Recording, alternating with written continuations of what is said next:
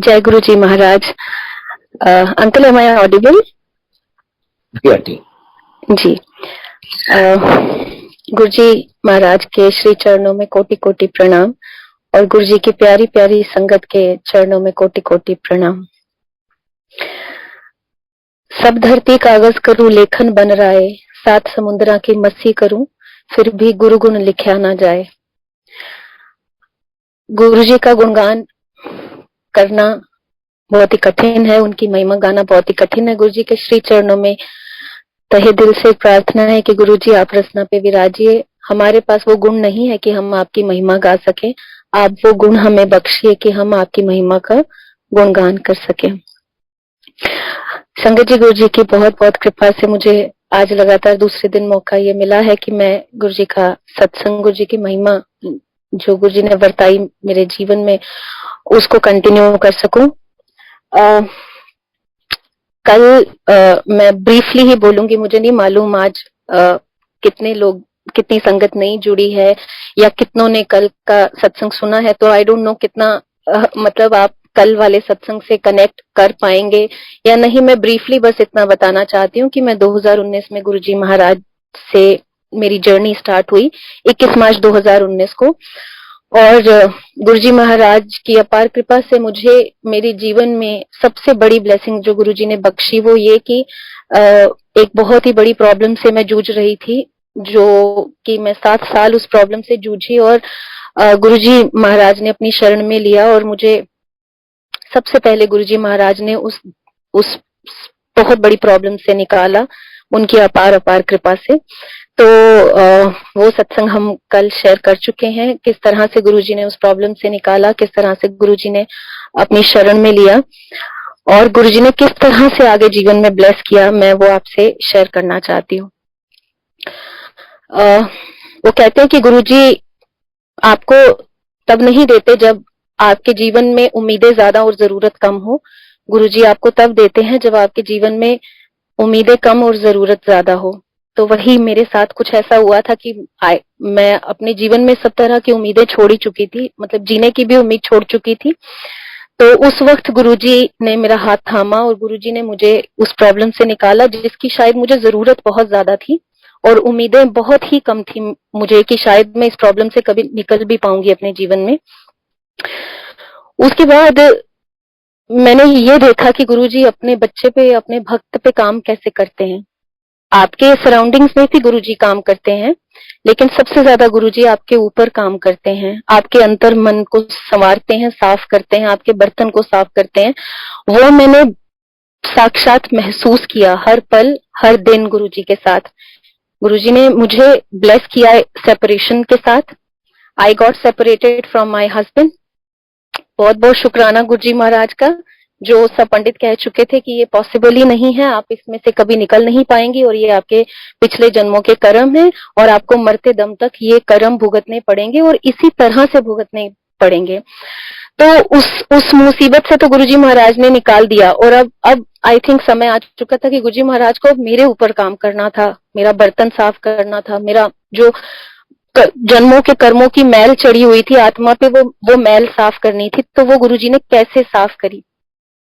सबसे पहले गुरुजी महाराज ने मुझे एक व्हाट्सएप ग्रुप में ऐड करवा दिया, जिस व्हाट्सएप ग्रुप में डेली एक अमृत वेला गुरुजी एडिसन मंदिर यूएसए से प्लेलिस्ट शेयर होती थी 1-1.25 घंटे की। तो मैं नई नई ही गुरुजी से जुड़ी थी और द्वारका में रहती थी उन दिनों, तो मुझे वो अमृत वेला प्लेलिस्ट में ऐड कर लिया किसी संगत ने और उस प्लेलिस्ट एक ग्रुप में ऐड कर लिया। तो उस ग्रुप में गुरुजी एडिसन मंदिर से अमृत वेला प्लेलिस्ट के नाम से एक प्लेलिस्ट शेयर होती थी जो 1-1.25 घंटे की होती थी। महाराज की कृपा से मैंने वो प्लेलिस्ट सुनना शुरू कर दिया और उस प्लेलिस्ट में इतना रुचि बन गई। उस प्लेलिस्ट में जपजी साहब का पाठ से वो स्टार्ट होती थी एंड देन उसमें थोड़ी देर मंत्र जाप चलता है, फिर एक शब्द बाणी चलती है, उसके बाद उसकी व्याख्या रिंकू वीर जी करते हैं और उसके बाद चौपाई साहब का पाठ, आनंद साहब का पाठ एंड देन मंत्र जाप के साथ वो प्लेलिस्ट संपूर्ण होती है। तो उस प्लेलिस्ट के जरिए मुझे मतलब ऐसा महसूस होता था कि शायद गुरुजी की क्लास जो होती है उस क्लास में मतलब मुझे ऐसा महसूस होता था कि मेरा एक कोर्स चल रहा है, और वो कोर्स ही चल रहा है ये प्लेलिस्ट के जरिए, जिसमें गुरुजी बहुत सारे मन की दुविधाएं हल कर रहे हैं, बहुत सारे सवालों के जवाब दे रहे हैं। तो वो प्लेलिस्ट मैंने निरंतर सुनना शुरू कर दी, और महाराज की कृपा से इतनी इतनी रुचि उस प्लेलिस्ट में मेरी बन गई कि मतलब ऐसा महाराज जी ने किया कि मतलब दुनिया इधर से उधर हो सकती है, आंधी तूफान आ सकता है, बट ऐसा नहीं हो सकता कि मैं वो प्लेलिस्ट ना सुनूं। मतलब कैसे भी करके सुबह शाम आधी रात को अर्ली मॉर्निंग कभी भी मैं टाइम निकालूंगी, बट मैं उस प्लेलिस्ट को जरूर जरूर जरूर सुनूंगी। जो जो मन में दुविधाएं आती थी उनका साथ के साथ मुझे जवाब गुरुजी की तरफ से मिल जाता था। जब आप 7 साल के एक लंबे समय तक डिप्रेशन में और बहुत ही डीप एंग्जाइटी में, पैनिक अटैक्स में जिए होते हैं, तो वो ऐसे ओवरनाइट आप उनमें से निकल नहीं जाते। तो ऐसा समय रहता था हमेशा गुरुजी के साथ कि मतलब मैं कभी कभी दोबारा उन्हीं चीजों में स्लिप हो जाती थी। वो 7 साल की लूप में फिर वापस चली जाती थी कि लाइफ में ये सब हुआ, शायद सब खत्म है, अब कोई स्कोप नहीं है लाइफ में, आगे कुछ नहीं है। जब जब मैं उस नेगेटिविटी में जाती थी, या जब ये मैं सोचने लग जाती थी कि मतलब मेरे साथ ऐसा क्यों हुआ, मतलब इतना सब, मतलब that too in such a young age, कि मतलब मैं ऐसे पता नहीं सेल्फ पिटी में जा चुकी थी, या मैं खुद को बहुत दुखियारी अबला समझने लग गई थी कि मेरे साथ शायद बहुत बुरा हो गया, और बहुत ही खराब हुआ मेरे साथ। तो एक बार मतलब एक दिन मैं ऐसी सोच में चली गई, और मैं सोच रही थी कि ये सब मेरे साथ क्यों हुआ। तो उसी दिन जो अमृत वेले की प्लेलिस्ट आई मेरे फोन में, और मैंने सुना, तो उसमें एक शब्द चला, और रिंकू वीर जी ने व्याख्या में बताया कि कभी कभी जो गुरु प्रभु होता है वो आपके जीवन में सुख, दुख और भूख की दात भेजता है। तो जो दुख और जो भूख आपको गुरु के दर ले जाए या गुरु के चरणों से जोड़ दे, तो वो दुख आपके जीवन की सबसे बड़ी ब्लेसिंग होती है। क्योंकि जब आपके जीवन में दुख आता है तो दो ही चीजें किसी भी इंसान के साथ होती है, या तो वो इंसान बुरी आदतों में पड़ जाता है, ड्रिंक की हैबिट में चले जाएंगे, स्मोकिंग की हैबिट में चले जाएंगे, किसी भी गलत हैबिट में चले जाएंगे अपने उस दुख को काटने के लिए, अपने उस डिप्रेशन को काटने के लिए। और और दूसरा चीज आपके साथ पॉसिबिलिटी ये है कि आप उस दुख में गुरु आपका हाथ थाम ले और गुरु आपको अपने चरणों में शरण दे दे। जिस इंसान के जीवन में दुख आए और वो उस दुख के जरिए गुरु की शरण में पहुंच जाए, तो वो गुरु का भेजी हुई दात होता है। तो कभी भी उस दुख से दुखी नहीं होना आपने, उसको गुरु की दात समझ के एक्सेप्ट करना है और शुक्राना करना है कि गुरु महाराज तेरा बहुत बहुत शुक्र है, तूने ये मेरे जीवन में दुख भेजा और इसके जरिए मुझे अपने साथ जोड़ा। इमेजिन मैं मतलब सुबह ये चीजें सोच रही हूँ और शाम तक अमृत वेला की प्लेलिस्ट में वो जवाब मिल गया। मतलब ये गुरुजी के तरीके हैं अपने भक्त के साथ। वो कभी भी आपको संशय में नहीं रहने देंगे। एक बार उन्होंने आपका हाथ पकड़ लिया है तो वो कभी भी ज्यादा लंबे समय तक आपको संशय में नहीं रहने देंगे, दुविधा में नहीं रहने देंगे, क्वेश्चन में नहीं रहने देंगे। ही विल मेक श्योर कि समय समय पर आप तक जवाब पहुंच रहा है कि गुरुजी आपके जीवन में क्या कर रहे हैं, कैसे कर रहे हैं, so that you and Guruji are in sync, are in line. तो इस तरह से सो सिमिलरली मतलब प्लेलिस्ट चलती रही, गुरुजी महाराज के सत्संग चलते रहे, सुबह शाम जब समय मिलता था ऑफिस के साथ में सत्संग सुनती थी। अब हुआ क्या कि जैसे मैंने कल अपने सत्संग में बताया था कि 21 मार्च 2019 को मैं गुरुजी के मंदिर पहुंची, और मुझे एक स्ट्रेंज संगत में किसी एक बिल्कुल स्ट्रेंज, जिनको मैं जानती नहीं थी, उन लेडी ने मुझे एक बात बोली थी कि आज का दिन घर जाके अपनी डायरी पे नोट कर लेना, क्योंकि आज से आपकी जिंदगी बदलने वाली है। उस समय तो मैंने कल के सत्संग में भी बोला कि मुझे लगा कि यहाँ मतलब गुरु की प्रमोशन हो रही है। सॉरी, मेरी कम बुद्धि थी, छोटी बुद्धि थी, और मैंने ऐसी बात कही कि यहाँ शायद कोई नए गुरु आ गए हैं दिल्ली में, और इनकी रैंडमली कुछ इन्होंने संगत बीच में रखी है जो गुरु की प्रमोशन कर रहे हैं कि आज का दिन घर जाके डायरी पे नोट कर लो। लीस्ट आई न्यू कि गुरुजी महाराज साक्षात बड़े मंदिर में विराजमान है, और वो आप तक अपना संदेश किसी न किसी माध्यम से पहुंचाते हैं। और मेरे लिए इससे बड़ी बड़भाग्यता क्या होगी कि मैं पहले ही दिन अपने जीवन में पहले ही दिन बड़े मंदिर गई, और पहले ही दिन गुरु महाराज जी ने मुझे ये संदेश दिया कि आज से आपकी जिंदगी बदलने वाली है। और श्योर इनफ वो दिन आया 2 महीने के अंदर, हालांकि मैं वो बात भूल भी चुकी थी, मैंने एक कान से सुनी दूसरे से निकाल दी कि दिन नोट कर लेना आपकी जिंदगी बदल जाएगी, लेकिन 21 मार्च 2019 के बाद 2 महीने के अंदर इतनी सारी गुरुजी की ब्लेसिंग्स हुई जीवन में कि मतलब मैं मजबूर हो गई कि एक दिन मैं डायरी और पेन उठा के लिटरली गूगल कैलेंडर खोल के फोन पे मतलब ये फाइंड आउट कर रही थी कि हम किस दिन बड़े मंदिर गए थे। और then I connected the dots कि उस दिन होली थी, थर्सडे था, हमारा फास्ट था, पूर्णिमा भी थी because it was full moon night that day. तो कैलेंडर पे निकल के आया 21 मार्च 2019 और sure enough I wrote on my diary कि 21 मार्च 2019 से मेरी जिंदगी हमेशा के लिए बदल गई। शुक्राना Guruji Maharaj. That diary is still with me, it's written in bold on my diary. And Waheguru ji. उसके बाद क्या हुआ कि 10 मई, I really want to share this thing with you because this is a beautiful satsang जो मेरे दिल के बहुत करीब है। 10 मई 2019 को हम मालवीय नगर में, मैं अपने हस्बैंड के साथ रहती थी और मेरा रियल ब्रदर कुछ दिनों के लिए मेरे साथ रह रहा था। और उन्हीं कुछ दिनों में महाराज जी ने ऐसी लीला वर्ताई कि मेरे my brother, my parents, they got convinced कि नहीं, मतलब हमारी बेटी एक गलत जगह है और या हमारी बेटी को हमें यहाँ से निकालना है। तो 10 मई 2019 की रात को I was told by my parents that pack your bags, we are not living here anymore. I was packing my bag and I was crying constantly. मैं लगातार रो रही थी, और लेकिन रो मैं इसलिए नहीं रही थी कि मैं अपने बैग पैक कर रही हूँ या फॉरएवर मैं इस घर को छोड़ रही हूँ। मैं रो शुक्राने में रही थी कि गुरुजी महाराज, मैंने सोचा नहीं था कि शायद इस मेरे जीवन में ये पल मैं देख पाऊंगी जिस दिन मैं वाकई इस पिंजरे से, इस जेल से छूट पाऊंगी। एंड मैं बैग पैक कर रही थी और रो रही थी और मनी मन सिर्फ गुरुजी को एक बात बोल रही थी, Guruji thank you so much, Guruji thank you so much, because मैंने नहीं सोचा था कि शायद ये दिन आएगा या I will be able to see the light of this day where I will really pack my bag and I will move out of this prison, and that too with the support of my family. Only you can do this possible Guruji. तो जब हम वहां से move किए, हम मालवीय नगर में रहते थे, तो ऑब्वियसली हम हिमाचल से हैं, तो दिल्ली में प्योरली जॉब के पर्पज से रह रहे हैं with no relatives, no friends at all. मैं और मेरे भाई ने मतलब ऑलमोस्ट अपना बेडशीट्स में, हमारे पास कुछ ज्यादा सामान भी नहीं था, हमने बेडशीट्स में गठड़ियां बांधी अपने सामान की। भाई के पास कार थी, हमने कार में सामान रखा और हम वहां से जैसे ही एग्जिट किए उस घर से, एंड लिटरली हमें मालूम नहीं था कि अब जाना कहाँ है, क्योंकि हमारे we had no place to stay.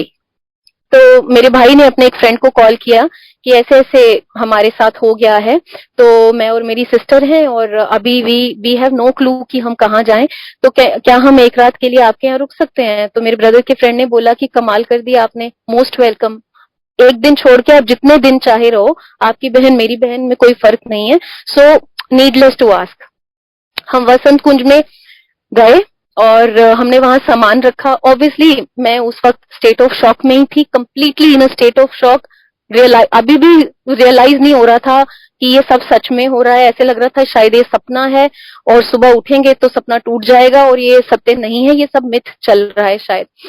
हमने वहां सामान रखा और मेरे भाई ने मुझे बोला कि prepare yourself, I know you are completely broken from inside, but prepare yourself, क्योंकि कल हमें विमेन सेल जाना है, हमें पुलिस को फेस करना है, हमें लॉयर से मिलना है और हमें कल बहुत कुछ करना है। We have a long day tomorrow, तो you can't afford to be broken and weak, so prepare yourself, pull up your socks didi, because we have a long battle to fight now. अभी तो begin हुई हैं चीजें।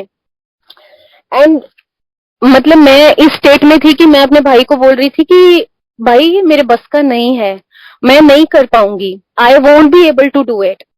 तो हम वसंत कुंज में, मतलब उन्होंने हमें एक रूम दे दिया ब्रदर के फ्रेंड ने, उसमें हमने अपना सामान रखा है, मैं और मेरा भाई बैठे हैं और हम डिस्कस कर रहे हैं कि कल हम क्या करेंगे, किसको फोन करेंगे, किसकी हेल्प लेंगे, कहाँ जाएंगे और कैसे चीजें करेंगे सारी।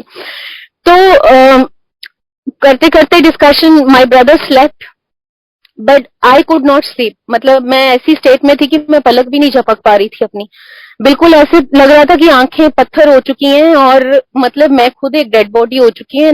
आई have no strength in me, I am zero on confidence, zero on my moral, zero on my strength, मैं कुछ नहीं कर सकती। तो अब मैं बैठी हूँ and my brother was saying कि सो जाओ, it's very late, we have to get up tomorrow morning. और मैं मनी मन ये सोच रही हूँ कि मैं नहीं कर सकती, I have no strength to face police, to go to women's cell, to talk to police, to tell them my story, and then to meet lawyers, tell them my story and fight this case, go to court. No, no, no, no, no. While I was thinking this, least I knew that Guruji is around. Guruji साथ है और गुरुजी सब कर रहे हैं, because मैं absolutely नहीं अभी जस्ट 2 महीने ही हुए थे गुरुजी से जुड़े हुए। तो सडनली मतलब मेरे मन में एक बहुत स्ट्रांग आवाज आती है। मैं नहीं बोलूंगी कि मेरे को आवाज सुनी गुरुजी की, बट एक बहुत ही स्ट्रांग आवाज आती है that pick up your phone, pick up your headphones and go to washroom. तो मुझे ऐसा लगा कि मतलब मेरा दिमाग शायद ऐसे सनक सा गया है और मैं पता नहीं ये क्यों सोच रही हूँ। हालांकि मुझे इतना समझ आ रहा था कि ये गुरुजी बोल रहे हैं, बट मुझे ऐसा लग रहा था कि नहीं मैं इनसेन हो गई हूँ और मैं ऐसा सोच रही हूँ। तो मैंने सोचा कि नहीं ये मेरे अपने मन के भ्रम है, वहम है, ऐसा कुछ नहीं है। Again that instruction comes from inside. I said pick up your phone, pick up your headphone, go to the washroom. It was I think 12 o'clock, 1 o'clock in the midnight, lights were closed. हम एक strange घर में थे। Brother मेरा सो चुका था, he was asking me कि आप भी सो जाओ, we have a long day tomorrow. और मुझे नींद आ नहीं रही थी। And then finally, and it was a strong instruction from Guruji that pick up your phone, pick up your headphone, go to the washroom. I picked up my phone, my headphone और मैं washroom चली गई। and then मैं money मन पूछ रही हूँ कि हाँ जी गुरुजी अब क्या करना है। तो गुरुजी ने बोला कि हेडफोन लगाओ, कान में डालो और दंगल सॉन्ग का टाइटल ट्रैक सुनो। अब मतलब मैं लिटरली ये सोच रही हूँ कि ये गुरुजी नहीं है, मतलब मैं इनसेन हो चुकी हूँ, मेरा दिमाग खराब हो चुका है। एक तो मैं कंप्लीटली, मुझे लग रहा है आई लॉस्ट माय माइंड, और ऊपर से मुझे गुरुजी के अजीब अजीब ये भ्रम से आने लग गए, जो मुझे लग रहा है कि मुझे गुरुजी बोल रहे हैं। तो मुझे लग रहा है कि ये तो बहुत ही वियर्ड है कि मतलब मैं रात के 1 बजे वॉशरूम में हेडफोन और फोन लेके आ गई हूँ और मेरा अंदर से आवाज आ रही है कि दंगल का टाइटल ट्रैक लगाओ और फुल वॉल्यूम पे सुनो। तो मैं खड़ी हूँ, इमेजिन मैं वॉशरूम के अंदर खड़ी हूँ कुंडी लगा के, और मुझे समझ ही नहीं आ रहा है कि मैं क्या करूं। अगेन अंदर से इंस्ट्रक्शन आती है that play Dangal title track full volume, here it.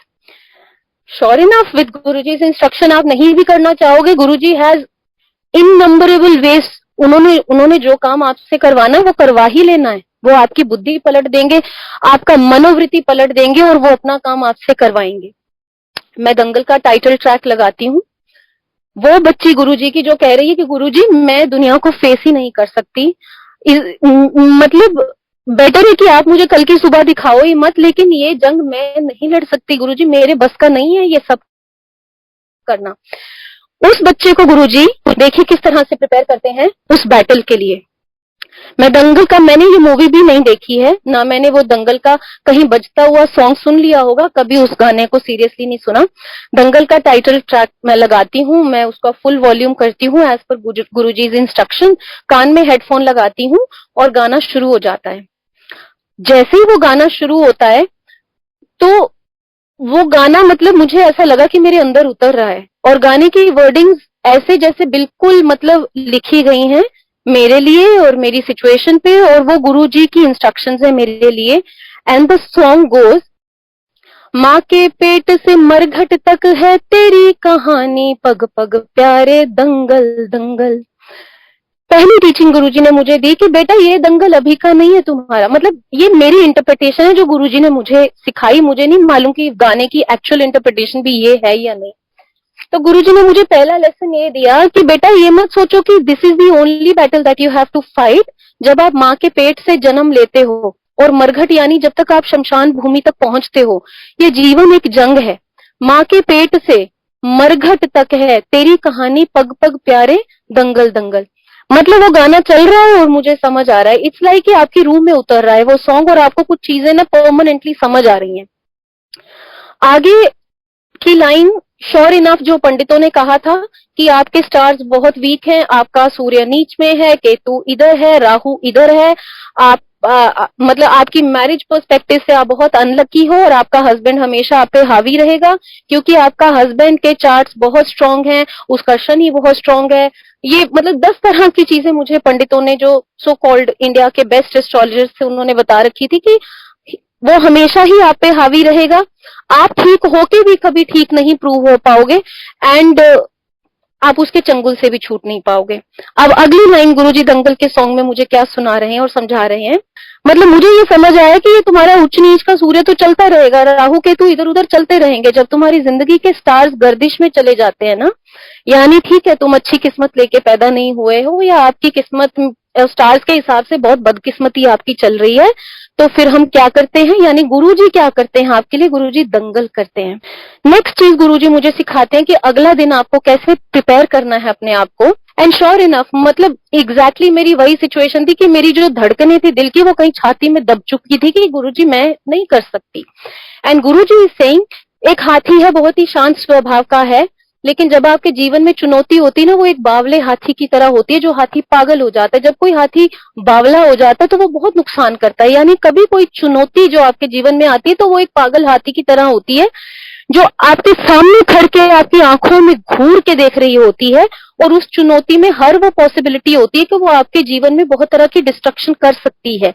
लेकिन गुरुजी सेइंग, आई नो, चुनौती खड़ी है, तेरी आंखों में आंखें डाल के देख रही है, उसमें हर पॉसिबिलिटी है चुनौती में तुम्हारी लाइफ में डिस्ट्रक्शन करने की, लेकिन अब हमने करना क्या है, हमने उस चुनौती की आंख में आंख मिला के अब भिड़ जाना है उसके साथ, और इसी का नाम है दंगल। फिर से लाइन चलती है, माँ के पेट से मरघट तक है तेरी कहानी, पग पग प्यारे दंगल दंगल। साथ ही साथ फुल वॉल्यूम पे वो कानों में गाना चल रहा है, पूरी बीट पे वो गाना चल रहा है। साथ ही साथ गुरुजी की इंस्ट्रक्शन है, dance on this song, dance dance.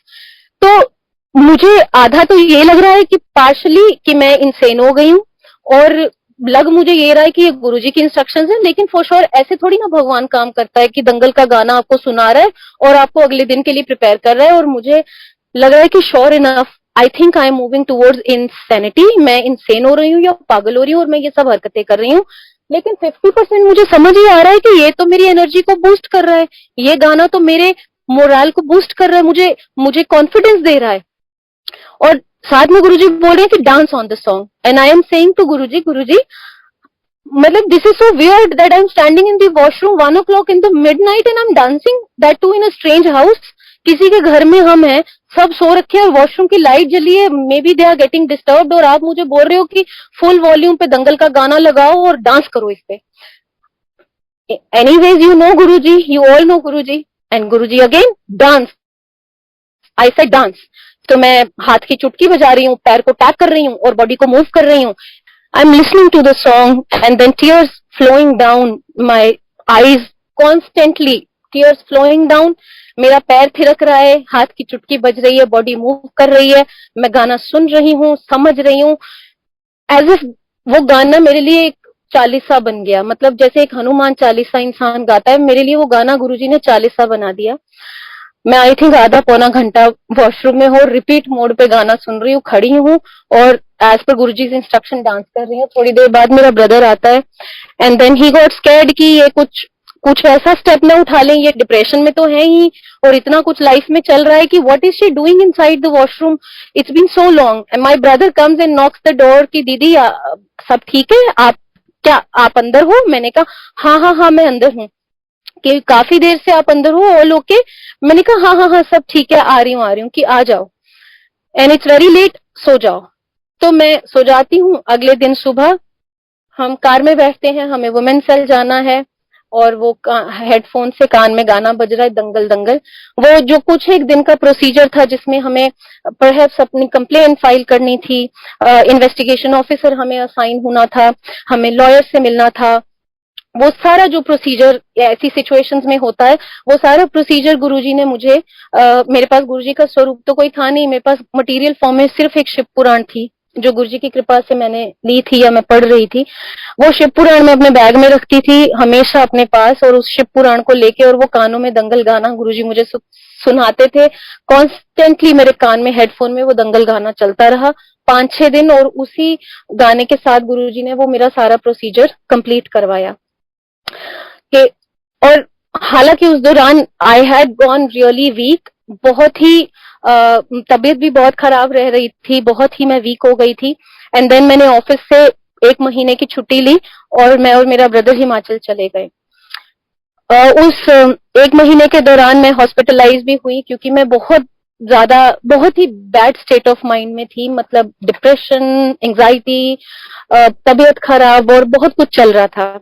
I was hospitalise for couple of days and all those things. उसके बाद एक दिन मतलब लॉयर के पास हमें जाना था, तो मतलब मैं इतनी वीक हो चुकी थी कि मतलब मैं खुद से चल भी नहीं पाती थी, और मुझे एक शोल्डर से मेरे ब्रदर पकड़ते थे, एक शोल्डर से मेरे मम्मा पकड़ते थे, तो वो मुझे लॉयर के पास लेके गए। लॉयर का कॉल आया कि मुझे मिलना है और मुझे सारी स्टोरी सुननी है कि हुआ क्या है असल में। तो जब लॉयर ने देखा कि एक तरफ से मेरे भाई ने मुझे पकड़ा हुआ है और एक तरफ से मेरी मदर ने मुझे पकड़ा हुआ है, वो मुझे लिटरली ऐसे जैसे एक अपाहिज इंसान को कहीं लेके जाते हैं वैसे लेके आ रहे हैं। तो लॉयर हैरान हो गया, और लॉयर ने मेरे मम्मी और मेरे भाई से एक बात पूछी कि आर यू श्योर आप ये केस फाइल करना चाहते हो? तो दे आस्क कि क्यों, आप ये सवाल क्यों पूछ रहे हो?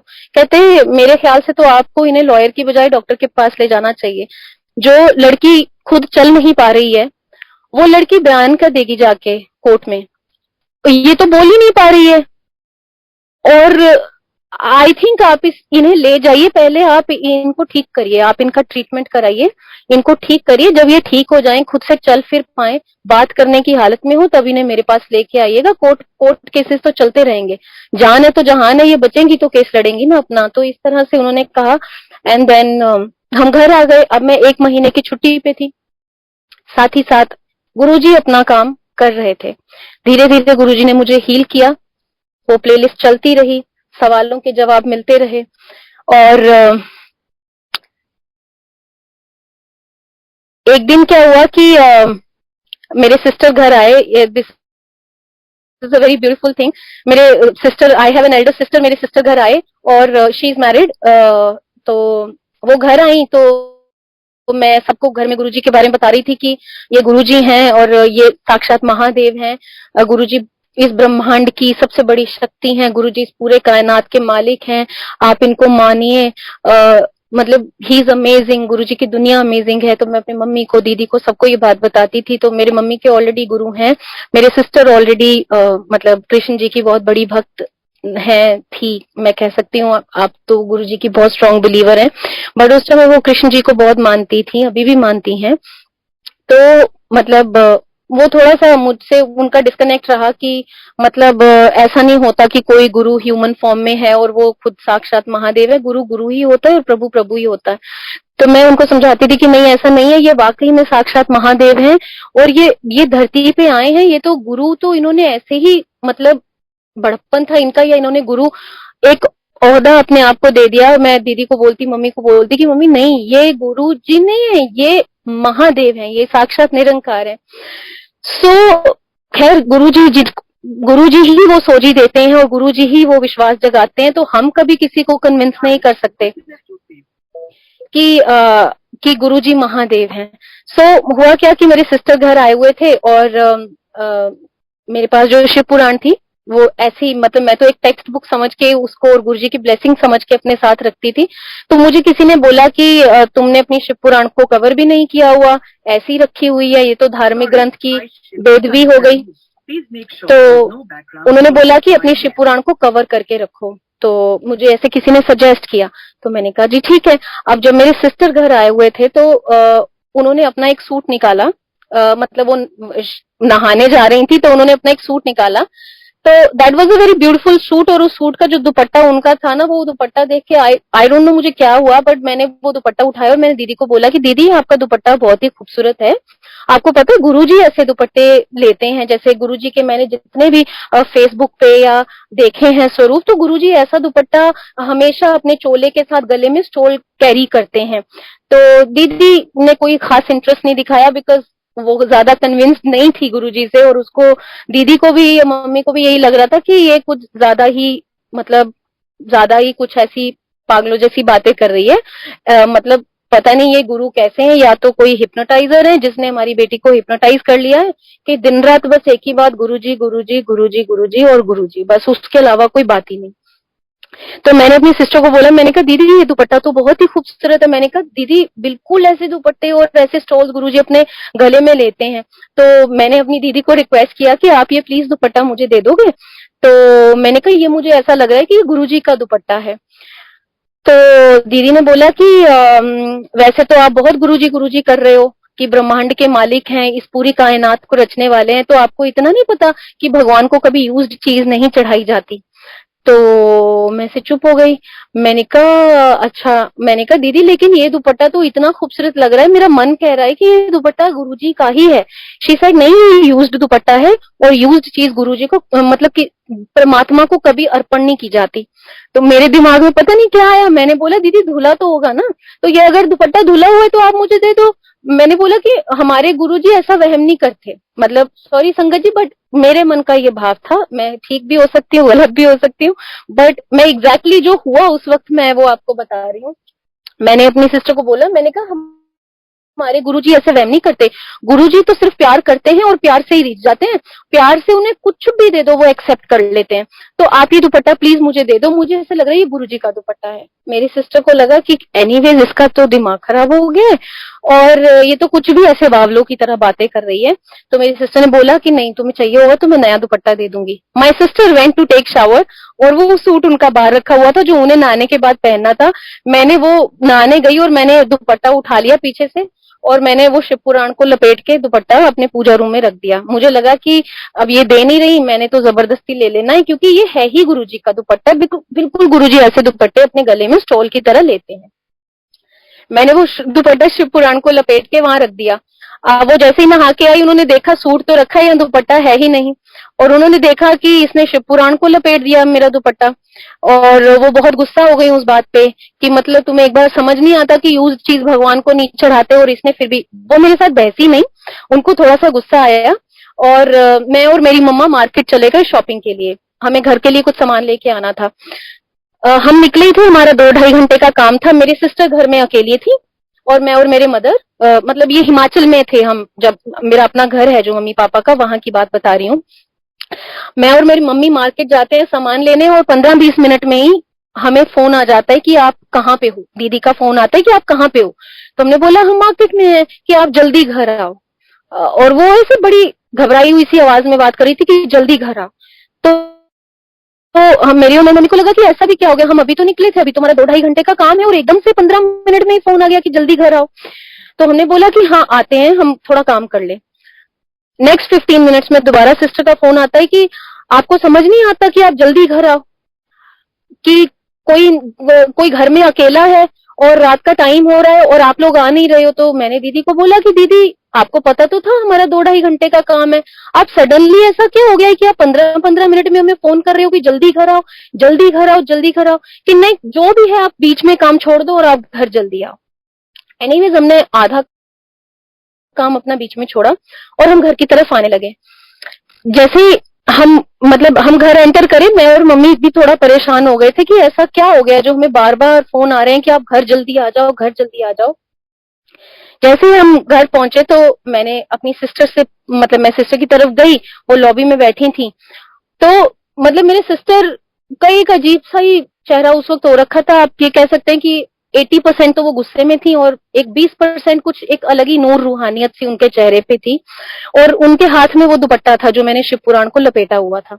उन्होंने एक्चुअली क्या किया था कि जैसे ही हम घर से मैं और मेरे मम्मी मार्केट के लिए निकले, उन्होंने वो शिव पुराण से दुपट्टा उतार के अपने गले में ले लिया, ये सोच के कि मेरी बहन तो ऐसी पगली सी है या इमेच्योर है या इसको समझ नहीं है अभी प्रभु की, या कैसे मतलब गुरुओं को क्या अर्पित किया जाता है क्या नहीं किया जाता है, कि ये तो पगली सी है, इसने यूज दुपट्टा मेरा उठा के शिव पुराण को लपेट दिया।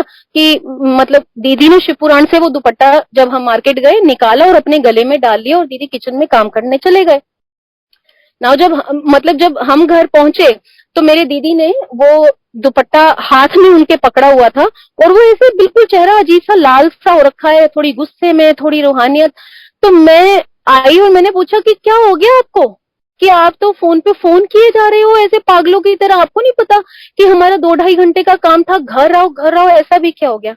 तो मेरे सिस्टर ने जो उन्होंने हाथ में वो दुपट्टा पकड़ा हुआ था, पहले तो मैंने वो दुपट्टा देखा कि अरे इन्होंने शिव पुराण से दुपट्टा हटा दिया। तो उन्होंने ऐसे दुपट्टा मेरी तरफ फेंक के मारा। हम घर में पंजाबी बोलते हैं, बिकॉज हिमाचल में हम पंजाब के बॉर्डर पे रहते हैं, तो घर में हमारे पंजाबी ही चलती है। तो उन्होंने मुझे बोला कि सबसे पहले तो फाड़ तेरा दुपट्टा, और ऐसे बिल्कुल मेरे मुंह पे उन्होंने फेंक के मारा वो दुपट्टा। कहती सबसे पहले तो फड़े तेरा दुपट्टा। मतलब मैंने दुपट्टा पकड़ा और मैं हैरान हो गई कि हुआ क्या। मैंने बोला दीदी आपने मतलब तुसी शिवपुराण तो लाता है दुपट्टा। तो शी सेड कि होर लाना ही सीगा, यूज्ड चीजां तुसी ਤੁਹਾਨੂੰ ਇੰਨੀ ਸਮਝ नहीं है कि रब ਨੂੰ ਤੁਸੀਂ यूज्ड चीज चढ़ाते पे, मैं ਇੰਨੀ बारे दुपट्टा यूज किया होया, ये वो तेरा तो दिमाग खराब है, तो ये फड़ अपना दुपट्टा। तो पर मैंने कहा हुआ क्या। कहती तुम लोग गए, मैंने शिवपुराण से दुपट्टा हटाया, मैंने अपने गले में ले लिया, मैं किचन में काम करने गई। कहती मैं किचन में जा रही हूँ, तेरे गुरुजी किचन में मेरे पीछे, मैं बेडरूम में जा रही हूँ, तेरे गुरुजी बेडरूम में मेरे पीछे, मैं ड्राइंग रूम में जा रही हूँ, ये ड्राइंग रूम में मेरे पीछे, तेरे गुरुजी तो मेरे सर पे बैठ गए और इनकी नजर बस एक ही चीज पे, मेरे गले में दुपट्टा। जो कहती गले का दुपट्टा तुम मेरे गले का फंदा बन गया, जैसे मुझे तो लग रहा मैंने गले में सांप डाल लिया। संगत जी please believe me, being a guru sangat, I will never lie or make out. You have to believe because this is Guruji's satsang. Each word is true. Exactly word to word मेरे sister ने ये बातें मुझे बोली कि मैं इतनी घबरा गई कि मैं किचन में मैं खाना बनाने गई, यानी बर्तन धुलने गई, मैंने बर्तन छोड़ दिए क्योंकि मैं इतना डर गई कि मुझे ऐसा लगे कि मैंने गले में दुपट्टा नहीं लिया हुआ है, मेरे गले में सांप है जो मतलब मेरा गला ही कस देगा। फिर मेरे को लगा कि मुझे किचन में घबराहट हो रही है, मैं बेडरूम में गई, वहां भी मुझे घबराहट हो रही है और मुझे ऐसा लग रहा है कि तेरे गुरुजी मेरे पीछे पीछे आ रहे हैं, मेरे पीछे पीछे आ रहे हैं, और सिर्फ दुपट्टे पे उनकी नजर है। और दीदी के ये लफ्ज थे कि तेरे गुरुजी ने मैनू बहुत डराया, तेरे गुरुजी तो मेरे सिर पर बैठ गए, दुपट्टा ना होया खुदा दी लत हो गई, ये चक अपना दुपट्टा, तू जो करना इदा कर, तू शिवपुराण नू लपेटना, तू शिवपुराण नू लपेट, तू इनू जो करना तू इस दुपट्टे का कर, मेरा खेड़ा छड्डो, तू और तेरे गुरुजी मेरा खेड़ा छड्डो। जैसे ही दीदी ने ये बातें बोली, मतलब मैं इतना खुश हो गई, आंखें नम हो गई, और मतलब मैं आपको बता नहीं सकती कि मैंने क्या फील किया। मतलब मैंने पहले तो उस दुपट्टे को चूमा, अपने सीने से कस के लगाया। मैंने कहा गुरुजी मतलब सच में आपको ये दुपट्टा पसंद आया था कि मतलब मैं इंसैनिटी में नहीं ये बातें कर रही थी, जैसे मेरे सिस्टर या मेरे मम्मी बोल रहे हैं कि ये पागल हो गई है, या ये गुरु शायद कोई हिप्नोटाइजर है जिन्होंने हमारी बेटी को हिप्नोटाइज कर लिया है, ये अजीब अजीब सी हरकतें कर रही है। तो पहला तो गुरुजी ने मुझे विश्वास दिलाया कि no this is not insanity, आप पागल नहीं हो रहे हो, ये गुरु का प्रेम है जो आप पे बरस रहा है, गुरु आपको अपनी मौजूदगी का एहसास दिला रहा है, और जो भी आप कर रहे हो वो गुरु की रजा है।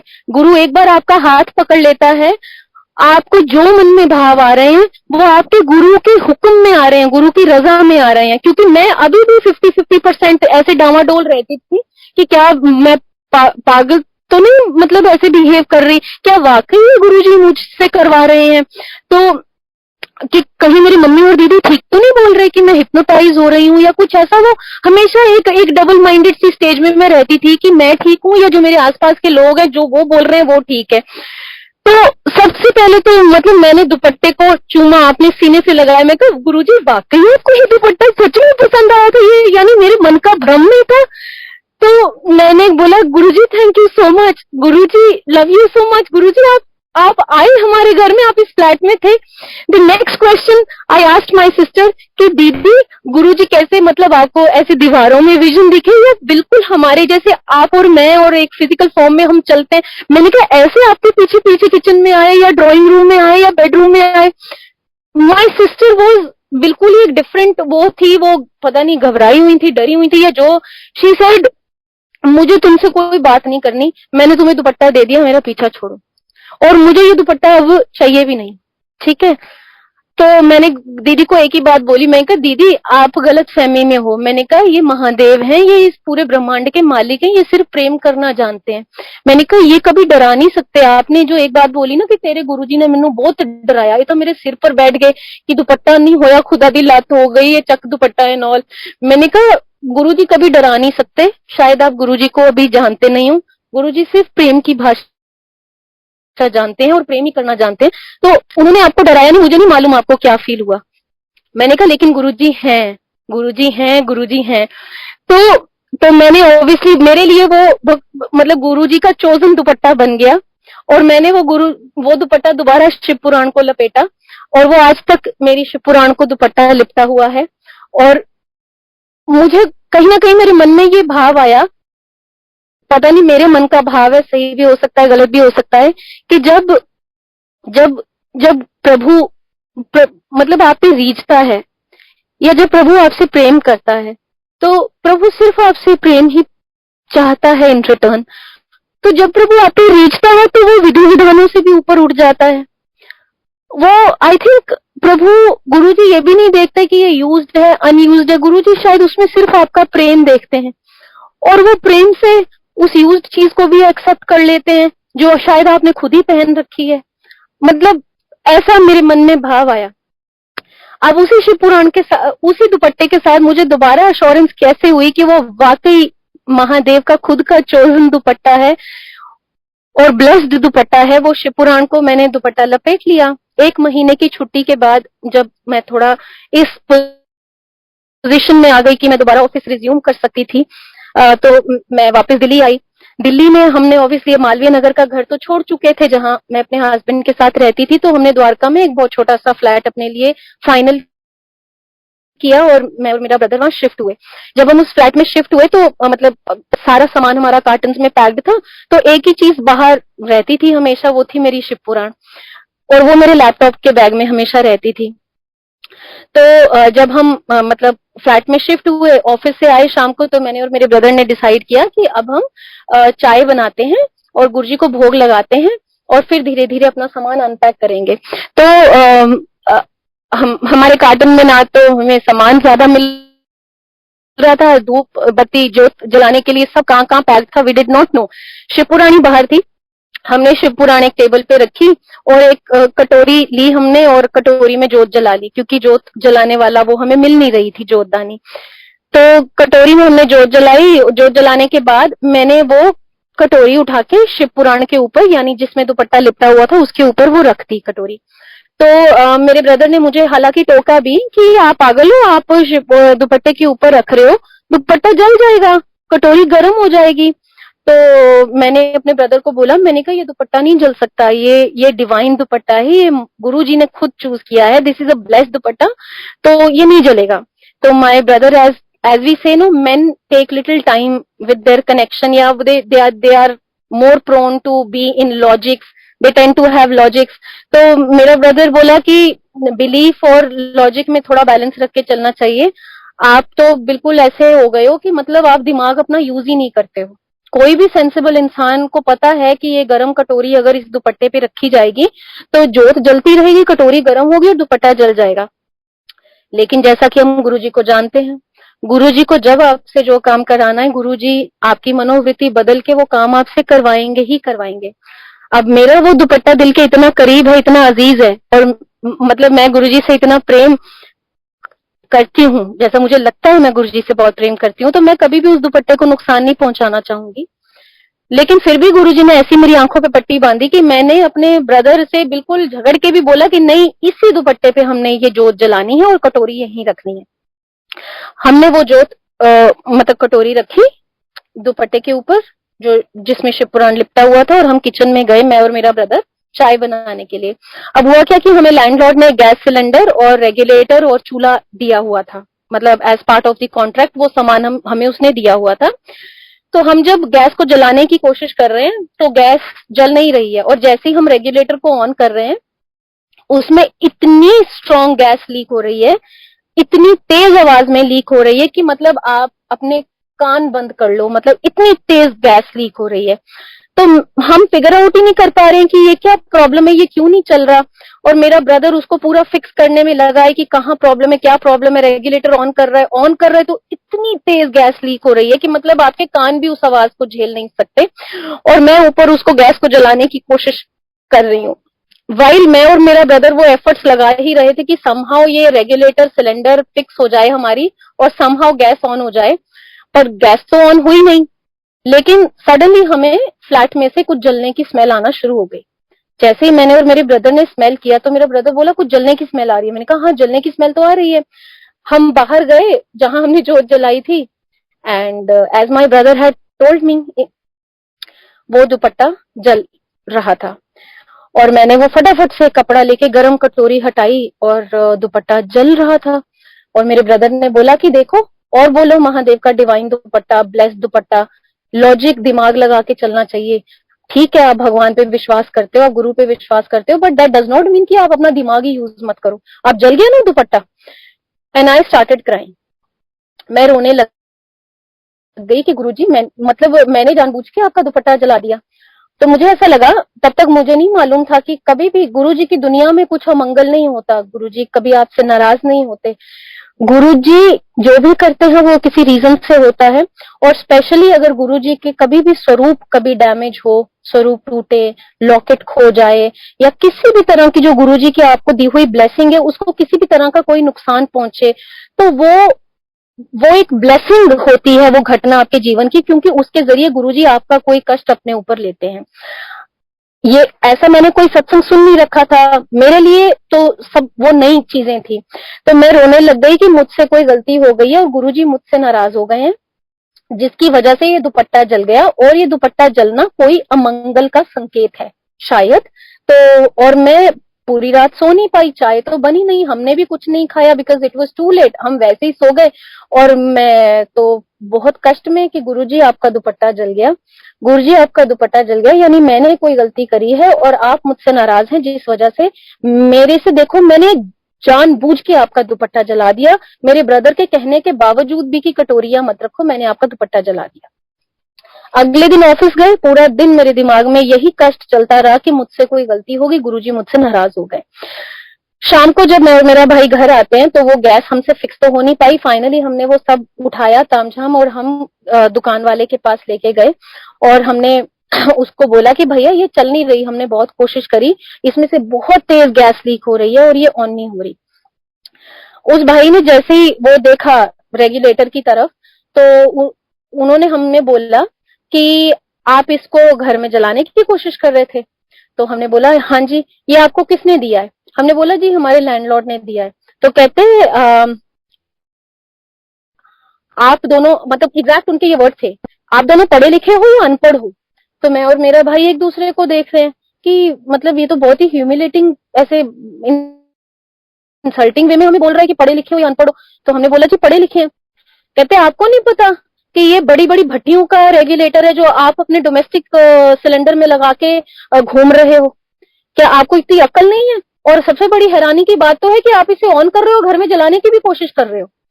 और वो इतना डांट के हमें पड़ा, मतलब दुकान वाला, ही सेड शुक्र मनाओ अपने भगवान का कि तुम दोनों जिंदा हो, नहीं तो अभी तक जल के राख हो रखे होते। The moment he said that, और मेरा बिल्कुल दिमाग उधर गया कि गुरुजी का कल दुपट्टा जला। और perhaps I had my answer कि कल हमारे फ्लैट में जलना था शायद कुछ, और जला भी श्योर इनफ, लेकिन वो हम नहीं जले, हमारे गुरुजी का दुपट्टा जला। और अगेन शुक्राने के आंसू, आंखें नम। गुरुजी थैंक यू सो मच, आप आप इतने प्यारे हैं, इतने करुणा के सागर हैं कि आप मतलब अपने भक्तों का कष्ट इस तरह से अपने ऊपर लेते हो। उन्होंने हमारा रेगुलेटर बदला, हम घर वापस आए और मैंने अपने ब्रदर को बोला, मैंने कहा अब तुझे समझ आया कि मैंने तेरी बात क्यों नहीं मानी और क्यों गुरुजी ने वो कटोरी स्टिल दुपट्टे के ऊपर रखवाई? क्योंकि गुरुजी ने हमें कल जलने से बचाया और गुरुजी ने वो कष्ट अपने ऊपर लिया। और गुरुजी ने no sure enough this is a divine dupatta, इसमें कोई दोहराई ही नहीं है। और गुरुजी ने वो कष्ट इस दुपट्टे के ऊपर लिया और ये दुपट्टा जला। उसके आई थिंक कुछ ही दिन बाद गुरुजी की कृपा से मैंने यूट्यूब पे सत्संग सुना, जिसमें आंटी ने एग्जैक्टली यही सत्संग सुनाया कि गुरुजी का स्वरूप था और वो स्वरूप एकदम टूट गया, मतलब उसका ऊपर का कांच चकनाचूर हो गया। और उसी दिन उनके आंटी के हस्बैंड जो है वो बहुत ऊंचाई से नीचे गिरे, और मतलब इतनी ऊंचाई से नीचे गिरे और उनको कुछ भी नहीं हुआ अंकल को। और जितनी ऊंचाई से वो गिरे थे तो उनकी मतलब शरीर की सारी हड्डियां चूर चूर हो जानी चाहिए थी, और इट वाज अ मिरेकल कि उनके हस्बैंड बिल्कुल ठीक ठाक थे। और उसी दिन गुरुजी का स्वरूप मतलब उनके घर में टूटा और उन ऊपर की कान चकनाचूर हो गई। तो उन आंटी को किसी ओल्ड संगत ने बताया या कैसे भी, और उन आंटी को ये पता चला कि क्यों गुरुजी का स्वरूप आज टूटा, और गुरुजी ने उनका कष्ट अपने ऊपर लिया और उनके हस्बैंड को ब्लेस किया और कोई चोट नहीं आई। तो अगेन मतलब वो अफर्मेशन कहते ना, जो चीज गुरुजी ने आपको समझाई और गुरुजी उसके ऊपर स्टैंप भी दोबारा अच्छे से लगाते हैं, समझा के आपको कि कि ये किया है गुरु ने आपके जीवन में, इस तरह से आपको ब्लेसिंग दी है ताकि आप एक स्टेट ऑफ शुक्राने में रहो, हमेशा शुक्रगुजार रहो गुरुजी महाराज के। तो ये मतलब ये गुरुजी के उस दुपट्टे का एक बहुत, वो आज भी दुपट्टा जला हुआ है, उसके अंदर उतना ही कटोरी जितना होल हो रखा है, और वो एज इट इज लिपटा हुआ है शिव पुराण को। And that dupatta is the blessing of my Guruji, और उसका जलना is also blessing of my Guruji. हालांकि बहुत से लोग बोलते हैं, अपना अपना बिलीफ है, सही होंगे महाराज जी, जैसी किसी के मन में भाव या सोच डालते हैं कि कोई चीज खंडित हो जाए तो उसे रखो मत, या मेरे मेरे मेरे फैमिली मेंबर्स ने भी बोला कि दुपट्टा जल गया है, खंडित हो गया है, ये इसको हटा दो शिव पुराण से। लेकिन मेरे मन का ये भाव था कि ये दुपट्टा हमेशा ऐसे ही शिव पुराण पे रहेगा और जला हुआ ऐसे ही रहेगा, क्योंकि ये मुझे हमेशा रिमाइंड करवाएगा कि मेरे गुरुजी ने कितनी बड़ी दात हमें बख्शी, कितना बड़ा कष्ट हमारा अपने ऊपर लिया, ताकि मुझे हमेशा ये याद रहे कि हमें शुक्रगुजार रहना है अपने मालिक का, बहुत बहुत शुक्रगुजार रहना है अपने मालिक का। तो this was related to that Shiv Puran. उसके बाद मतलब एक सेकेंड समझ, वाहेगुरु जी वाहेगुरु जी। उसके बाद मतलब let me see if I have time, yes I have little time. उसके बाद जो जर्नी शुरू हुई, गुरुजी ने आपको एक बहुत बड़ी दलदल से निकाला, गुरुजी ने आपको दंगल सॉन्ग को आपकी चालीसा बना के आपको उतनी स्ट्रेंथ दी ताकि आप अपने केसेस को फाइल कर सको, लॉयर हायर कर सको, और वो सारा अपना काम स्ट्रीमलाइन कर सको, जो इनिशियल स्टेप्स होते हैं और वो सब करना है, वो सब हो गया। उसके बाद मतलब आई थिंक ये समय आया जब गुरुजी को अपने बच्चे पे काम करना था, गुरुजी को अपने भक्त पे काम करना था। तो वो काम गुरुजी ने शब्द वाणी के थ्रू अपना जारी रखा। अमृत वेला एडिसन मंदिर से जो प्लेलिस्ट चलती थी, डेली सुननी ही है, सुननी ही है, सुननी ही है, ऐसा हो नहीं सकता कि वो स्किप हो जाए। सुबह उठते ही यूट्यूब पे सत्संग चालू होगा, सत्संग सुनना है, घर के सारे काम करते वक्त, खाना बना रहे, बर्तन धुल रहे हैं, फुल वॉल्यूम पे सत्संग चलेगा, सत्संग सुनना है, गुरुजी को और जानना है, समझना है कि हमारे गुरुजी कैसे कैसे कल्याण किए हैं गुरुजी के सबसे, और इस तरीके से आपका बिलीफ भी सीमेंट होता है अपने गुरु के प्रति। तो सबसे पहला जो शब्द वाणी के जरिए गुरुजी ने मुझे मेरे जीवन में लेसन दिया वो था कि नेवर जज एनीबॉडी। ये मेरी लाइफ का ये सबसे पहला लेसन है जो गुरुजी ने जिस तरीके से मुझे समझाना शुरू किया और संवारना शुरू किया। तो गुरुजी ने समझाया कि आपको कभी भी किसी को जज नहीं करना है। जब आप किसी के प्रति ओपिनियन पास करते हो, किसी को जज करते हो, तो आपको नहीं पता सामने वाला किन हालातों में वो काम कर रहा है, जो भी काम कर रहा है जिसके लिए आप उसको जज कर रहे हो, और आपको ये भी नहीं पता कि आप भी कुछ ही क्षण में शायद उस परिस्थिति में आ जाओगे और आप भी एग्जैक्टली वही काम कर रहे होंगे जिसके लिए आप अभी सामने वाले को जज कर रहे हो।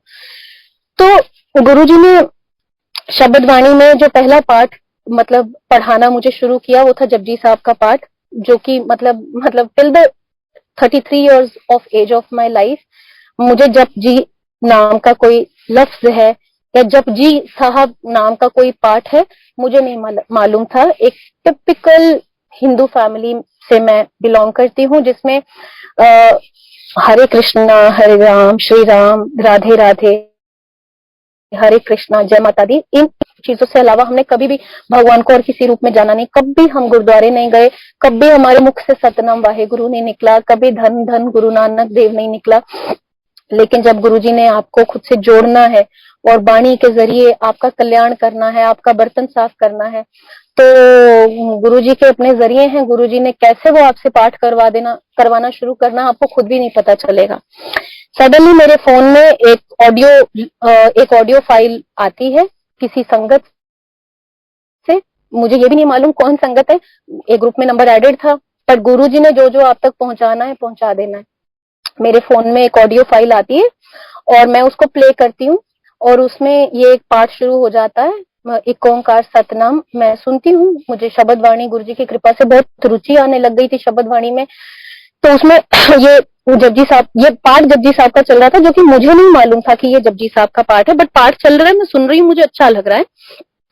और उसमें ये पौड़ी चल रही है कि हुक्मी होवनाकार हुक्म ना कहया जाए, हुक्मी होवन जी हुक्म मिले वड्याई, हुक्मी उत्तम नीच हुक्म लिख दुख सुख पाइए, इतना हुक्मी बख्शीश हुक्मी सदा पवाइए, हुक्मे अंदर सबको बाहर हुक्म ना कोई, नानक हुक्मे जे बुझे तहो में कहे ना कोई। ये मैं सारा सुन रही हूँ, मुझे बड़ा अच्छा लगा, लेकिन मुझे मालूम नहीं था कि ये क्या चल रहा है। सुनना वेरी गुड। और फिर मुझे लगा कि हर दिन प्ले कर लिया करेंगे, ये तो बड़ा अच्छा है। जो भी है, मे भी गुरुजी चाहते हैं मैं सुनूं। मैं सुनती रही, आई थिंक मैं 1-2 महीने उसको सुनती रही विदाउट नोइंग कि ये जपजी साहब का पाठ है। एक दिन गुरुजी ने ऐसी मन में भाव डाला कि मैं ये सुनती तो हूँ पर मुझे मालूम ही नहीं ये है क्या या इसका मतलब क्या है। तो मैंने गूगल पे, मतलब मुझे जो कुछ वर्ड्स उस पाठ के समझ आते थे वो मैंने गूगल पे रैंडमली सर्च में डाले। हुक्मी होवनाकार, यही मुझे लाइन समझ आती थी कि हुक्मी होवनाकार। तो मैंने गूगल पे डाला कि व्हाट इज हुक्मी होवनाकार करके समथिंग, मैंने रैंडमली गूगल पे डाला एंड देन उस पूरी सर्च में से पता चला कि जपजी साहब का पाठ कोई होता है और उसमें ये लाइनें होती हैं। तो मुझे लगा अच्छा, तो ये जपजी साहब का पाठ है। फिर सडनली गुरुजी ने मन में भाव डाले कि इस पाठ का मतलब क्या है, मुझे तो मालूम नहीं। मैं बोलती तो रोज हूँ गुरुजी के आगे बैठ के, बट मैं कह क्या रही हूँ गुरुजी को, मुझे यही नहीं मालूम। तो गुरुजी को जब जो करना है, मतलब वो आपके आसपास कोई नहीं होगा, आप शायद किसी संगत के आंटी अंकल से बात भी नहीं कर रहे, लेकिन जो गुरुजी ने आपको समझाना है, जो आपसे करवाना है, वो आपसे करवा लेंगे। वो जानते हैं कि वो कैसे करवाएंगे, वो आपके मन में ही वो भाव डालते जाएंगे। मैं जपजी साहब के, मैंने लिखा कि what is the meaning of Japji साहब पाठ विद गुरुजी's ग्रेस। एक बहुत ही प्यारा ऑडियो फाइल में, सॉरी यूट्यूब पे एक ऑडियो फाइल मेरे सामने आया जिसमें बहुत ही ब्यूटीफुल जपजी साहब के पाठ के ट्रांसलेशन, हर लाइन की ट्रांसलेशन इंग्लिश में थी। जब मैंने वो पढ़ना शुरू किया एंड मेरे like I had goose bumps, मेरे रोंगटे खड़े हो गए और आंखों से अश्रु बहने लग गए। तो ये तो बहुत ब्यूटीफुल पाठ है, ये तो बहुत ही ब्यूटीफुल प्रभु की उस्तत है इसमें। और मुझे तो मालूम ही नहीं था, मैं इतने महीने बिना जाने ही करती रही इसको कि ये कौन सा पाठ है या इसका क्या मतलब है। इतना गुरुजी की कृपा से गुरुजी ने जपजी साहब के पाठ के मीनिंग में डाला और मैंने वो सारे पाठ के मीनिंग समझे। बहुत ही प्यार से गुरुजी ने समझाए। और वो कहते हैं ना कि जब गुरु की कृपा होती है तो वाणी आपकी रूह पे चोट करती है, आपकी रूह पे असर करती है। गुरुजी की बहुत अपार कृपा थी कि वो, मतलब मुझे ऐसा महसूस हुआ कि वो वाणी ने मेरी रूह पे चोट करी। मतलब वो जपजी साहब के पाठ, अदरवाइज ऐसा क्या हो रहा था कि मतलब मैं तो अकेले हूँ ना, मैं किसी को जानती हूँ ना, मैं किसी सत्संग में जाती हूँ ना, मेरे पास कोई गुरुजी का स्वरूप है। सडनली एक ऑडियो फाइल लैंड होती है, मैं उसको सुन रही हूँ, फिर मुझे लग रहा है कि मैं क्या सुन रही हूँ। मैं गूगल पे सर्च मारती हूँ, फिर मेरे मन में भाव आता है कि मैं जो सुन रही हूँ इसका मतलब क्या है। एंड देन एक बहुत ही ब्यूटीफुल ऑडियो फाइल आपके यूट्यूब पे सामने आती है जिसमें बहुत ही प्यारे उसके अर्थ किए हुए हैं इंग्लिश में, और आप उन्हें देख रहे हो। और ऐसा क्या हो रहा है कि आपके रोंगटे खड़े और आंखों से अश्रु बहे जा रहे हैं, बहे जा रहे हैं, बहे जा रहे हैं। तो ये कौन कर रहा है? ये गुरु जी कर रहे हैं। मतलब जग्गी साहब का पाठ मेरी जिंदगी बन गया। मतलब मुझे तो ऐसे मन करे मैं अपने गले में ढोल डाल के पूरी दुनिया में पीटू कि सब जग्गी साहब का पाठ करो। मतलब मैं इतनी भाव विभोर उस पाठ से हो गई थी, इतना ब्यूटीफुल मुझे वो पाठ लगा गुरु जी की अपार कृपा से कि मैं, मतलब मेरे को मन हो कि मैं सबको बोलूं कि this is a beautiful part, amazing part, सबको करना चाहिए। अरे एक बार पढ़ के तो देखो, एक बार इसकी मीनिंग तो समझो, आप भाव विभोर हो जाओगे। हालांकि बाद में मुझे समझ आया कि वो मेरे लिए था, शायद गुरुजी को मेरा कल्याण उसके जरिए करना था। तो मैंने फिर सबको बोलना सबसे पहले तो बंद किया कि नहीं वंदना, आप चुप रहिए, अपनी जर्नी में मगन रहिए, और जो गुरु आपको करा रहा है आप उसे महसूस कीजिए, उस प्रेम में डूबे रहिए।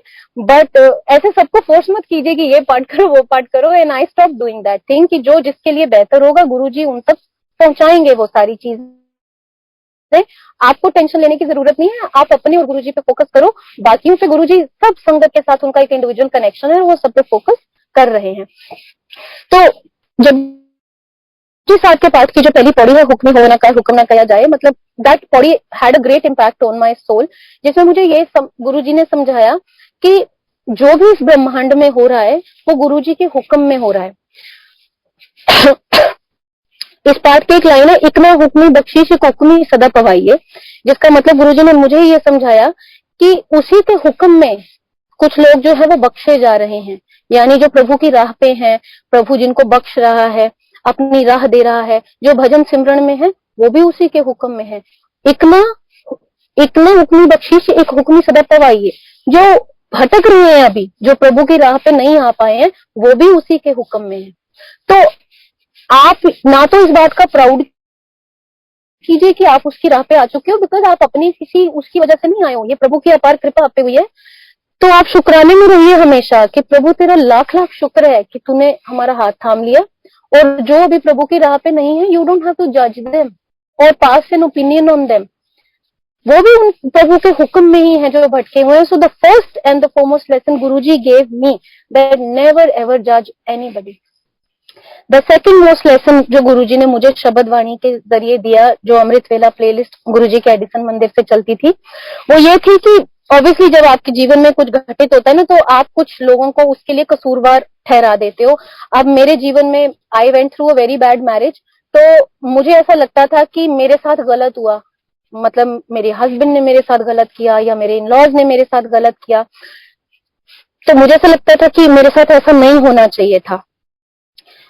तो the second most lesson Guruji ने मुझे शब्द वाणी के जरिए सिखाया कि दद्दा दोष ना देओ किसे, दोष कर्मा अपने, जो मैं किया सो मैं पाया, दोष ना दीजिए अवर्जना।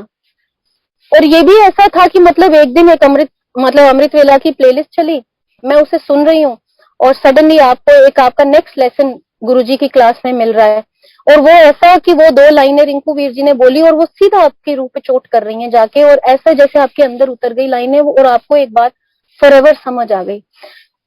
द मोमेंट वो उस 2 लाइनों ने मेरे मतलब रूह पे गुरुजी की कृपा से चोट करी, जो एक मैंने पूरा एक माउंटेन बना रखा था कि मुझे मेरे साथ ऐसा हुआ वैसा हुआ, या मुझे उनसे कंप्लेन है, इन लॉ से कंप्लेंट है, आई डिजर्व बेटर, मेरे साथ ऐसा होना चाहिए था, वो सारा जो माउंटेन एक बना हुआ था कंप्लेंट्स का, वो धराशायी हो गया। और इन स्प्लिट ऑफ सेकंड गुरुजी ने मुझे समझा दिया कि मतलब आपको किसी को दोष नहीं देना है, आपके जीवन में जो भी हो रहा है उसके लिए दद्दे दोष न देओ किसे, दोष कर्म अपने, आपके अपने कर्मों का दोष है, आप किसी को दोष मत दीजिए, जो आपने किया सही वही आपने पाया, दोष न दीजिए अवर्जना, दूसरों को दोष मत दीजिए। कि मतलब वो गुरुजी अस्तित्व को मतलब एकदम जो आपने बना रखा है कि माउंटेन खड़ा कर रखा है, उसको बिल्कुल एक चूर चूर करके ढेर कर रहे हैं और आपको शून्य की स्थिति में ला रहे हैं। तो वो ऐसे एहसास मतलब गुरुजी ने कराई। उसके बाद गुरुजी ने मतलब प्रोबेबली ये लास्ट लेसन में मतलब I will then wind up my satsang for today. जो थर्ड लेसन गुरुजी ने मुझे दिया, गुरुजी ने बोला कि ये एहसास दिलाया कि आप you come in the state of शुक्राना, आप शुक्राने की स्टेट में आइए, बजाय इसके कंप्लेन करने के कि मतलब आप बेटर डिजर्व करते थे, या आपके साथ ये गलत हुआ ये गलत हुआ ये गलत हुआ। गुरुजी ने मुझे बेसिकली आईना दिखाना शुरू किया कि आप सबसे पहले ये देखो कि आपके जीवन में क्या अच्छा है, और उसके लिए ग्रेटफुल हो जाओ पहले तो प्रभु के प्रति, कि शुक्र है प्रभु मेरे जीवन में ये बहुत अच्छा है, इसके लिए आपका शुक्राना, शुक्र है प्रभु मेरे जीवन में ये बहुत अच्छा है, इसके लिए आपका शुक्राना।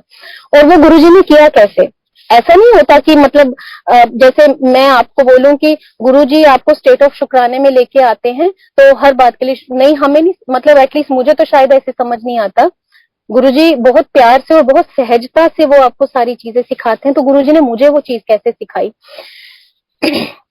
गुरुजी ने बड़े मंदिर ऑलमोस्ट डेली बुलाना शुरू कर दिया, बिकॉज मतलब मेरे लिए वो एक ही दर था जो मेरे लिए सब कुछ था, और गुरुजी मेरे लिए सब कुछ बन चुके थे। क्योंकि एक ऐसा वक्त जहां मतलब लगभग दुनिया में सब मेरा साथ छोड़ चुके थे, तो गुरुजी मेरे साथ थे। तो मुझे ऐसा हो गया था कि गुरुजी मेरा इस दुनिया में किसी ने साथ नहीं दिया, मेरे अपने मम्मी पापा मेरा साथ छोड़ चुके थे, मेरे अपने भाई बहन मुझे नहीं समझ रहे थे, और मैं almost I was at the verge of dying, finishing my life. उस वक्त आपने मेरा हाथ आके थामा, तो क्यों ना मैं अपना सब कुछ आप पे वारू गुरुजी, मतलब आई हैव टू एवरीथिंग, मतलब जो भी मेरे जीवन में मेरा है, if I can, may I call it, जो मेरा है वो सब गुरुजी आपके चरणों में अर्पित है। मतलब क्यों ना हम अपना तन मन आपे वारे, जब आपने हमारे गुण और अवगुण को नजरअंदाज करके हम पे कृपा करी। तो मैं मतलब मेरे पास थोड़ा सा टाइम है, थोड़ा सा भी नेगेटिविटी फील हो रही है, आई एम रनिंग टुवर्ड्स बड़े मंदिर, रनिंग टुवर्ड्स बड़े मंदिर, रनिंग टुवर्ड्स बड़े मंदिर। तो अब मुझे धीरे धीरे गुरुजी ने यह समझाना शुरू किया शब्द वाणी के जरिए कि विच संगत हर प्रभु वसे जियो, कि संगत में गुरु का वास है। तो संगत के जरिए आप तक मैं बहुत सारे मैसेजेस पहुंचाता हूं। तो मैं हमेशा एवरी विजिट टू बड़े मंदिर में हमेशा एक्साइटेड होती थी कि इस बार कौन सी स्ट्रेंज संगत मिलेगी, क्या बातचीत करेगी, उसके जरिए गुरुजी क्या मैसेज कन्वे करेंगे आज, कि मतलब बहुत एक्साइटेड, मतलब बड़े मंदिर जाने की एक्साइटमेंट ही ये होती थी कि आज गुरुजी क्या करने वाले हैं, आज कौन सा शब्द बज रहा होगा, उस शब्द के जरिए गुरुजी आपके कौन से सवाल का जवाब देंगे, कैसे कल्याण करेंगे और कौन सी संगत से मिलवाएंगे, कौन सी बात करवाएंगे जिससे आपको एक नया लेसन गुरुजी अपने आपके जीवन का सिखाएंगे। तो होता क्या था, मैं छतरपुर मेट्रो स्टेशन तक जाती थी, जैसे ही छतरपुर से वो ग्रामीण सेवा जो चलती है, शेयरिंग, मतलब शेयर 5-6 सवारियां उसमें बैठ के बड़े मंदिर तक जाती हैं।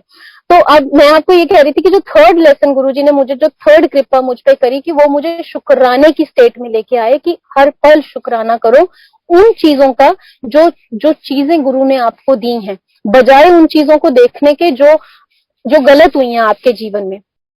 तो मैं जाती तो इस मूड में थी, क्योंकि ऑब्वियसली मैं मतलब कष्ट में तो थी, नई नई सेपरेशन हुई थी, 7 साल वो सब झेला हुआ था। तो मैं जब भरी हुई होती थी तो मेरा मन होता था कि आज बड़े मंदिर जाना है, हॉल के अंदर एक कोने में जगह मिल जाएगी, उस कोने में बैठ के फूट फूट के रोना है और पूरा मन हल्का करके आना है अपना। तो मैं कहीं ना कहीं एक सेल्फ पिटी की स्टेट में आ रही थी, जो मुझे बाद में रियलाइज हुआ। बट गुरुजी तो सब जानते थे कि बच्चा किस स्टेज में स्लिप हो रहा है, और गुरुजी को उस सिचुएशन पे काम करना था। तो मैं समवेयर आई न्यू कि मैं सेल्फ पिटी में जा रही थी कि मेरे साथ बहुत गलत हुआ, मैं बेचारी, मैं अबला, कि मतलब मैं तो बहुत ही अबला, मेरे साथ बहुत गलत हुआ 7 साल, और इतनी यंग एज में मैंने इतना कुछ देख लिया, ये वो ऐसी स्टेट में मैं जा रही थी, which is called a self pity state. तो गुरुजी ने क्या किया, to every visit that I will pay to बड़े मंदिर, मुझे ग्रामीण सेवा में या शेयरिंग ऑटो में कोई एक संगत आंटी मिलेंगी जो जिनसे हाय हेलो होगी, जय गुरु जी, आप गुरु जी से कब से जुड़े, थोड़ा बहुत हमारी चिट चैट होगी, एक्सचेंज होगी बातें। और यूजुअली संगत पूछ ही लेती है कि आपकी फैमिली में कौन है, कहाँ रहते हो, या आपके हस्बैंड क्या करते हैं। तो जैसे ही कोई फैमिली के बारे में पूछता था तो मेरे पास तो एक बहुत ही प्यारा सत्संग होता था कि Guruji has blessed me with this separation. ये चीज नामुमकिन थी पर गुरुजी ने मुमकिन करके दिखाई, and Guruji has blessed me with this separation. तो अब होता क्या था कि जब मतलब वो पूछते थे आपकी फैमिली में कौन है, तो मैं बता देती थी कि ऐसे ऐसे मैं तो जी I am like a single person. तो सामने वाली जो संगत आंटी जिनसे मेरी बात हो रही होती थी वो भी यही बोलती थी कि जी मेरा भी अभी रिसेंटली सेपरेशन हुई है या कुछ। तो मैं हैरान हो जाती थी, गुरुजी आज आपने बिल्कुल वैसी संगत से मिलवाया जिस स्टेट से मैं, मतलब जिस दौर से मैं गुजर रही हूँ। तो हुआ क्या कि उन संगत ने मेरे से पूछा कि जो पहली लेडी आंटी जिनसे संगत आंटी से मुझे गुरुजी ने मिलवाया, it was all Guruji plan. उन्होंने मुझे बोला कि आप do you have a child. तो मैंने बोला कि जी गुरुजी की अपार कृपा से मेरे पास एक बहुत ही ब्यूटीफुल ब्लेसिंग है गुरुजी की, I am a blessed mother of a beautiful child, he 7 year old। तो उन्होंने मुझे बोला कि आंटी आप बहुत लकी हैं। तो मैंने ऐसे, मतलब मुझे समझ नहीं आया, तो मैंने कहा जी कैसे, मतलब आपने ये बात क्यों बोली। तो उन्होंने मुझे बोला कि आंटी आप बहुत लकी हैं, आपके पास एक प्यारा सा बच्चा है, at least you have a hope in your life. अगर कुछ और महाराज की कृपा से नहीं भी आपकी लाइफ में आगे होना हुआ, you are still young, but you can live your life with a child. And उनकी आंखें नम हो गई और वो रोने लग गई। एंड देन शी सेड कि मेरे पास तो बच्चा भी नहीं है, कि ना तो मेरे पास बच्चा है और मेरी शादी भी नहीं चल पाई। तो सडनली मैं ये सोच के गई थी कि मैं तो बड़े मंदिर का एक हॉल में कोना पकड़ के रोऊंगी कि मेरे साथ देखो क्या हो गया, मैं तो बहुत दुखी हूँ, 7 साल मैंने बहुत दुख झेले। सडनली मैं, मतलब लिटरली मुझे लगा कि ये तो मुझसे भी ज्यादा दुखी है और मैं तो वाकई में बहुत ही एक बेटर सिचुएशन में हूँ। तो बड़े मंदिर पहुंचने से पहले गुरुजी ने रियलाइज करवा दिया कि आपको वहां जाके रोना नहीं है, कान पकड़ के माफी मांगनी और शुक्राना करना है कि गुरुजी मैं अभी भी बाकियों के कंपैरेटिवली बहुत अच्छी सिचुएशन में हूँ। एंड श्योर इनफ वही हुआ। मैं अंदर जा रही हूँ, रोने की बजाय मैंने तो कान पकड़ लिए गुरुजी की गद्दी के आगे। गुरुजी आई एम रियली सॉरी, आज मैं एक संगत आंटी से मिली, उनके साथ अगर मैं अपनी लाइफ कंपेयर करूँ तो मैं तो स्टिल बहुत बेटर सिचुएशन में हूँ।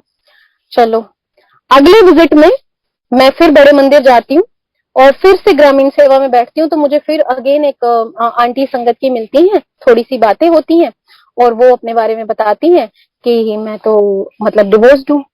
और मैं हैरान कि गुरुजी क्या पर्पसली मुझे मिला ही ऐसे लोगों से रहे हो जो इधर सेपरेटेड है, डिवोर्स्ड है या व्हाटएवर।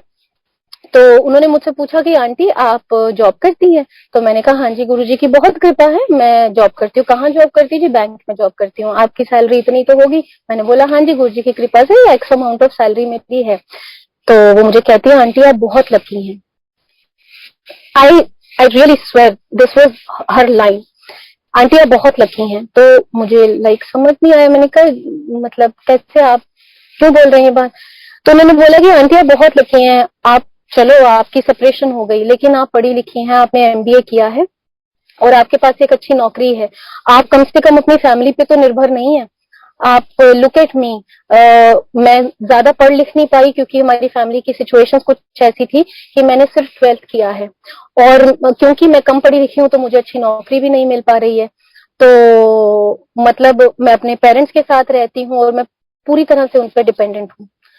और मैं फिर ब्लैंक कि मतलब सॉरी गुरुजी, मतलब मेरे दिल से लगातार ये बोलना शुरू हो गया कि सॉरी गुरुजी।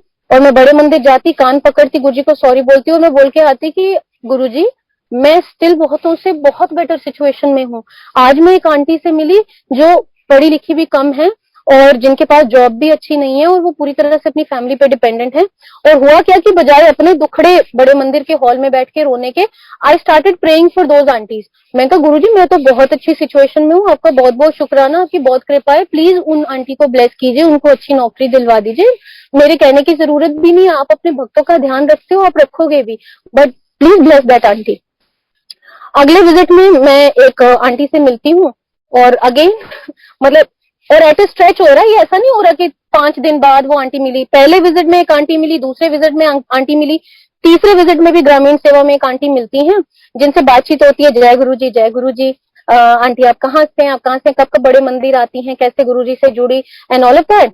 तो मैंने कहा आप कैसे गुरुजी से जुड़ी? तो उन्होंने बताया कि पहले उनकी फर्स्ट मैरिज हुई, उनके हस्बैंड पास अवे हो गए यानी गुजर गए, फिर उनकी दूसरी शादी हुई और उनके जो सेकंड हस्बैंड थे वो भी गुजर गए और उनके टोटल 4 बच्चे हैं और उनकी उम्र है हार्डली 32 या 33 साल।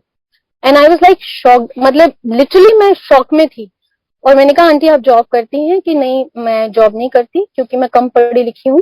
तो मतलब मैं मतलब गुरुजी ने मुझे जोड़ लिया अपने साथ, तो मैं बहुत बहुत गुरुजी की शुक्रगुजार हूँ और मुझे गुरुजी पर पूरा भरोसा है कि he will take care of everything. मैंने उनके आगे हाथ जोड़े, मैंने कहा aunty ji surely Guruji will take care of everything.